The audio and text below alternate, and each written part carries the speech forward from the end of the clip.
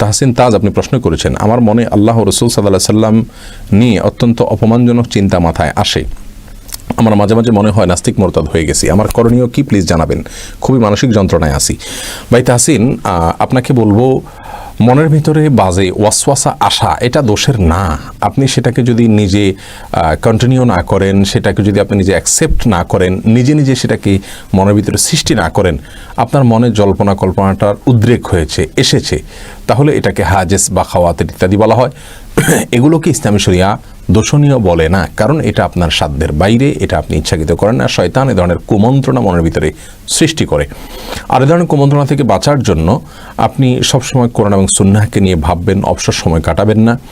আর সেই সাথে আপনার এরকম কুমন্ত্রণা যখন আসবে, মনে রাখবেন বাম দিক থেকে শয়তান সাধারণত মানুষকে অ্যাটাক করে থাকে, তার মনের উপরে প্রভাব বিস্তার করে থাকে এবং ধরনের কুমন্ত্রণা দিয়ে থাকে। সেজন্য বাম দিকে 3 বার থুতু ফেলবেন, অত্যন্ত আপনার সামান্য পরিমাণের থুতু, যেটা দৃশ্যমানও হবে না। এবং সেই সাথে আমানতু বিল্লাহি ওয়া রাসূলিহি, আমানতু বিল্লাহি ওয়া রাসূলিহি, অর্থাৎ আমি আল্লাহ এবং তার রাসূলের প্রতি ঈমান আনয়ন করেছি, এই কথা বলবেন এবং 3 বার থুতু ফেলবেন। ইনশাআল্লাহ বিইذনিল্লাহ আল্লাহ তাআলা আপনার মনের ওয়াসওয়াসা দূর করে দিবেন। এর পাশাপাশি একটি দোয়া আপনি করবেন, আল্লাহুম্মা জাআল ওয়াসাওয়িসা কলবি খাশিয়াতাক। আবারও বলছি, আল্লাহুম্মা জাআল ওয়াসাওয়িসা কলবি খাশিয়াতাক। আল্লাহ আমার মনের কুমন্ত্রণা সমূহকে আপনার ভয় দিয়ে আপনি রূপান্তর করে দিন। এই দোয়াগুলো করবেন, আল্লাহ তাআলা আপনাকে হেফাজত করুন প্রিয় ভাই। এর বাইরে আব্দুল কায়েস চৌধুরী জানতে চেয়েছেন কিভাবে পূর্বের গীবত, অন্যের হক নষ্ট করার শাস্তি থেকে রক্ষা করতে পারি। বেশি বেশি আমল করবেন, আল্লাহ তাআলার কাছে যত বেশি প্রিয় পাত্র হওয়ার চেষ্টা করবেন, যত বেশি তাকওয়ার চর্চা করবেন, যত বেশি গুনাহের মুক্ত থাকার চেষ্টা করবেন। অন্যের হকগুলো আল্লাহ সুবহানাহু ওয়া তাআলা আপনাকে কিয়ামতের দিন তার কাছ থেকে আপনার মাপ পাইয়ে দিবেন। আল্লাহ তাকে কন্ডিশন দিয়ে আপনার জন্য মাপ আদায় করে নেবেন, যদি আল্লাহকে আপনি সন্তুষ্ট করতে পারেন। বিধায় সেজন্য তওবায় নাসুহা করে এখন আর নতুন করে সে গুনাহ না করে ভালো কাজের দিকে মনোনিবেশ করুন। আর যাদের গীবত করেছেন তাদের জন্য আল্লাহর কাছে ক্ষমা প্রার্থনা করুন।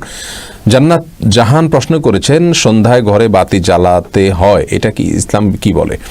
বাতি জ্বালাতে হয়, এটা খুব স্বাভাবিক একটি বিষয়। অন্ধকারে থাকতে তো ইসলাম বলে না, তবে শোয়ার সময় বাতি নেভানোর জন্য নবী সাল্লাল্লাহু আলাইহি ওয়াসাল্লাম নির্দেশ করেছেন এবং এটা সুন্নাহ, রাতের সুন্নাহর ভিতরে একটা হলো আপনার বাতি নিভিয়ে তারপরে শোয়া।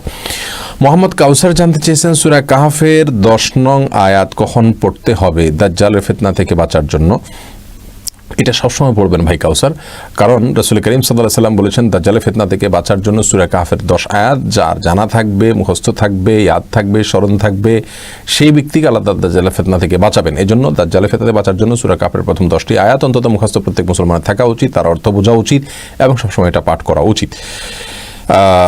শেষ মুহূর্তে যখন দাজ্জাল আসবে ওই সময়ে এটা যদি কারণ মুখস্থ থাকে সেটা কাজে লাগবে। অতএব কখন আসে আমরা তো কেউই চূড়ান্তভাবে বলতে পারি না, এই জন্য মুসলমানের উচিত এগুলো মুখস্থ রাখা। শামীম উজ্জামান আপনি জানতে চেয়েছেন অতীতে অনেক বছরের না আদায় করা নামাজ ও রোজার ব্যাপারে করণীয় কোরআন আলোকে জানাবেন। অনেক বছর অতীতে আপনি নামাজ রোজা রাখেননি, সেটা এখন যদি আপনার কাউন্ট করতে পারেন নির্দিষ্ট করে তাহলে ভালো, আর না হলে অনুমান করে একটা ফিগার ঠিক করে এরপর আপনি এখন থেকে শুরু করবেন সেই সালাদগুলোকে, সেই সিয়ামগুলোকে কাজা করার। ওমরি কাজা বলতে কোনো নামাজ নাই, এরকম একটি কথা আমরা অনেকে শুনে থাকবো। আসলে এভাবে এই শব্দে এই ভাষ্যে কোরআন হাদিসে নাই। তবে হ্যাঁ, রাসূল করিম সাল্লাল্লাহু আলাইহি ওয়াসাল্লাম কোনো নামাজ ছুটে গেলে সেটাকে পরবর্তীতে পড়ার জন্য বলেছেন। এখন সেটা ভুলে ছুটে যাওয়া হতে পারে, অনেক ওলামা একরাম বলেছেন তিনি শুধু ভুলে ছুটে যাওয়ার কথা বলেছেন, কিন্তু বিভিন্ন হাদিসের ভাষ্য থেকে বোঝা যায় যে কিছু কিছু তো আছে যেখান থেকে বোঝা যায় যে ভুলে ছুটে যাওয়ার কথা বলেছেন নবী আলাইহিস সালাম, কিছু কিছু আছে যেখানে বাদ পড়া সালাতের কথা বলেছেন, সেটা ভুলে টুলে কোনো স্পষ্ট করে বলা নাই, তার মানে ব্যাপকভাবে। আর এই জন্য ইসলামের ইতিহাসের অনেক বড় বড় মনীষীগণ, ইমাম ইবনে তাইমিয়া রাহিমাহুল্লাহ সহ অনেক বড় বড় মনীষীগণ বলেছেন যে সমস্ত সালাত ছুটে গেছে সেগুলো কাজা করার কথা। আর আমরা এই মতটাকে বেশি নিরাপদ মনে করি। যারা মনে করেন সালাত ইচ্ছাকৃত ত্যাগ করার ফলে মানুষ কাফের হয়ে যায়, তারা মনে করেন যে নতুন করে সালাত শুরু করছে মানে সে নতুন করে ইসলাম গ্রহণ করছে, তো ইসলাম গ্রহণ করলে কাফের পূর্বের কোনো ইবাদত আর নতুন করে করতে হয় না, সেই হিসাবে আপনার আর কোনো কাজা করা লাগবে না। কিন্তু আমি মনে করি যে সালাত ইচ্ছাকৃত ত্যাগ করছে, কিন্তু সালাত পড়ার বাধ্যবাধকতা তিনি জানেন, আল্লাহর নির্দেশকে তিনি স্বীকার করেন, তার ভিতরে অপরাধ বোধ রয়েছে, এই মানসিকতা নিয়ে কেউ যদি সালাত ত্যাগ করেন তিনি কাফের নন। এই মতটি আমি বেশি শক্তিশালী মনে করি। হ্যাঁ, তবে কুফরি করেছেন, কুফরি করলে সব কুফরিতে মানুষ কাফের হয় না, যার কারণে এই ব্যক্তি যেহেতু কাফের নন, অতএব তার পূর্বের কৃত অপরাধ সমূহের প্রায়শ্চিত্ত করা অর্থাৎ কাজা আদায় করা এটা তার জন্য কর্তব্য হবে। বিধায় আপনি এখন কথার কথা মোট 500 ওয়াক্ত করে প্রতিদিনের নামাজ আপনার 500 ওয়াক্ত করে, ফজর 500 ওয়াক্ত করে, জোহর আপনার কথার কথা গেছে, আপনি আনুমানিকভাবে ঠিক করবেন, যদি চূড়ান্তভাবে নাও করতে পারেন। এরপরে সেগুলোকে কাউন্ট করতে থাকবেন, পড়তে থাকবেন, আল্লাহ তাআলা ইনশাআল্লাহ রক্ষা করবেন। আর না হলে অধিক পরিমাণে নফল নামাজ পড়বেন, যেটা ফরজের ঘাটতি কিয়ামত দিন পূরণ করবে। যেটা আপনার সন্দেহ যদি থেকে যায় যে আমার পুরোপুরি সালাত শেষ হলো কিনা, তাহলে কিছু নফল বেশি পরিমাণে পড়বেন। আল্লাহ তাআলা তৌফিক দান করুন। এর বাইরে আরেকটি প্রশ্ন দেখতে পাচ্ছি, আপনি তাওহীদুর রহমান জানতেছেন কুড়িয়ে পাওয়া জিনিসের বিধান কি? যদি গরিব হন, নিজে খুব মূল্যবান জিনিস হলে অপেক্ষা করবেন, মালিককে খোঁজার চেষ্টা করবেন, ঘোষণা দিবেন।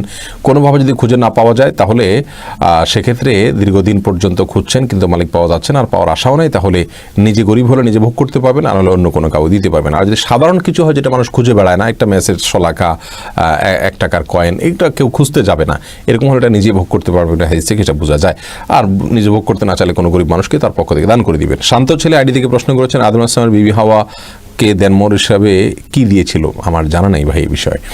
মেহেদী হাসান সরকার জানতে চেয়েছেন, কোরআনে চুমু খাওয়াকে বিদআত হয়, তাহলে ভুলে পায়ে লাগলে কি করণীয়? কোরআনে চুমু খাওয়াকে বিদআত বলেছে কি আপনাকে? তবে হ্যাঁ, কোরআনে কারীমকে আপনার রাখার সময় চুমু খেয়ে তারপর রাখতে হয়, অথবা নেওয়ার সময় নিয়ে চুমু খেয়ে তারপরে তেলাওয়াত শুরু করতে হয়। এটা যদি কেউ বাধ্যবাধকতার সাথে দেখে অথবা সিস্টেম বানিয়ে নেয়, তাহলে এটা বিদআত হবে। আর যদি মহব্বত থেকে মাঝে মধ্যে, হঠাৎ, নিয়মিত না, মাঝে মধ্যে কোরআনে কারীমের প্রতি ভালোবাসা, আল্লাহর প্রতি ভালোবাসা থেকে যদি কোরআনকে চুমু খায়, তাহলে সেটা বিদআত হবে না ইনশাআল্লাহ বিইذنিল্লাহ। কারণ এটা আমাদের সমাজের একটা সংস্কৃতি, আমাদের সমাজের একটা কালচার, যে আমরা ভালোবাসা প্রকাশের জন্য চুমু খেয়ে থাকি। অতএব তারই প্রকাশের অংশ হিসাবে যদি চুমু খায় মাঝে মধ্যে, তাতে অসুবিধা নেই। তবে এটি সুন্নাহ, মুস্তাহাব বা কোরআন হাদিসের কোনো নির্দেশ না, সেই ধারণা পরিষ্কার থাকতে হবে। এরপরে যে প্রশ্ন দেখতে পাচ্ছি, সবই প্রশ্ন, আপনাদের আলাপচারিতা তো দেখছি না। মার্জিয়া জানতে চেয়েছেন, স্ত্রী মারা গেলে স্বামীর কর্তব্য কী এবং স্বামীর দোয়া কি পরিমাণ স্ত্রী পাবে? স্ত্রী মারা গেলে স্বামীর জন্য বিশেষ কোনো কর্তব্য নাই। তবে হ্যাঁ, স্ত্রী মারা গেছেন, তার গোপনীয় বিষয়গুলোকে সংরক্ষণ করা এবং তার পরিত্যক্ত সম্পত্তিগুলোকে সুন্দর করে সুষ্ঠুভাবে কোরআন হাদিস অনুযায়ী বন্টন করা এবং তার জন্য আল্লাহ সুবহানাহু ওয়া তাআলার কাছে দোয়া করা, এগুলো তার কর্তব্যের অংশ, যেহেতু তার জীবন সঙ্গিনী। আর স্বামীর দোয়া স্ত্রী অবশ্যই পাবেন, কেন পাবেন না? স্বামী তাকে আল্লাহ সুবহানাহু ওয়া তাআলা এমন একটা মর্যাদা দিয়েছেন স্ত্রীর জন্য, যে মর্যাদার জায়গা থেকে তিনি আল্লাহর কাছে স্ত্রীর জন্য দোয়া করলে, সার্টিফাই করলে, ভুল ত্রুটিগুলো মাফ করে দিলে, এগুলো স্ত্রীর জন্য অনেক উপকারী হবে। অতএব স্ত্রীর জন্য সেগুলো করা তার কর্তব্যের অংশ ইনশাআল্লাহ বিইذনিল্লাহ। নাভিদ আল মাহমুদ জানতে চেয়েছেন, কোনো স্কুলের ইস্তেহাদ, কোনো স্কলার ইস্তেহাদ যদি ভুল প্রমাণিত হয়, সেই ইস্তেহাদের উপরে আমল করলে কি গুনাহ হবে? ভুল যদি আপনার কাছে প্রমাণ হয়, তাহলে তো আপনি আমল করবেন না, সেখানে করলে গুনাহ হবে। আপনি কেন আমল করবেন যদি ভুল প্রমাণ হয়ে যায়? আর যদি ভুলটা নিশ্চিতভাবে প্রমাণ না হয়, তাহলে সেক্ষেত্রে আপনি আমল করতেই পারেন। এরপরে যে প্রশ্নটি আমি দেখতে পাচ্ছি, রায়হান উদ্দিন জানতে চেয়েছেন, শেখ আপনি কয় বছর বয়সে বিয়ে করেছেন? মাশাআল্লাহ, এই তো একটা প্রশ্ন আসছে, খুব সুন্দর প্রশ্ন। শুধু আপনারা ইসলামে জিজ্ঞাসাই পেশ করেন, এই এক বিষয়ের উত্তর দিতে দিতে তো বোরিং লেগে যাচ্ছে। একটু অন্য কথাও বলেন মেহরবানি করে। জি, আমি কয় বছর বয়সে বিয়ে করেছি? আমি যখন বিয়ে করেছি আমার বয়স ছিল সম্ভবত 23, যথাসম্ভব 23 ছিল আমার বয়স। 23 বছর বয়সে আমি বিয়ে করেছি। যথাসম্ভব বলছি এই জন্য যে আসলে বয়সের বিষয়টা ততটা, মানে বিয়ের সময় অতটা হুঁশ ছিল না। তো 23 বছর বয়সে বিয়ে করেছি যতটুকু মনে পড়ে। সাকিব হাসান জানতেছেন, আপনি কোথায় থাকেন? আমি থাকি আল্লাহর জমিনে, বাংলাদেশে।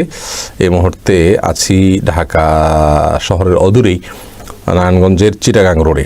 আমি এখানে বসবাস করি এবং এখানে আমার অফিস, স্টুডিও, মাদ্রাসা, মসজিদ, বাসা সব কিছু এখানে। এটা ঢাকা চট্টগ্রাম মহাসড়কের উপরে চিটাগাং রোড একটা বাস স্টপেজ আছে, যেখান থেকে আদমজি রোড বা সিদ্ধিরগঞ্জ রোড আছে। চিটাগাং রোড বাস স্টপেজ থেকে ওয়াকিং ডিস্টেন্স। ভূমিপল্লী আবাসন বলে, ভূমি মন্ত্রণালয়ের কর্মকর্তা কর্মচারী সমিতির একটি আবাসন প্রকল্প। এটার ভেতরে আমি থাকি এবং এর ভিতরে একটাই মসজিদ আছে, সেখানে জুমা সালাত পড়ে। ধন্যবাদ ভাই সাকিব।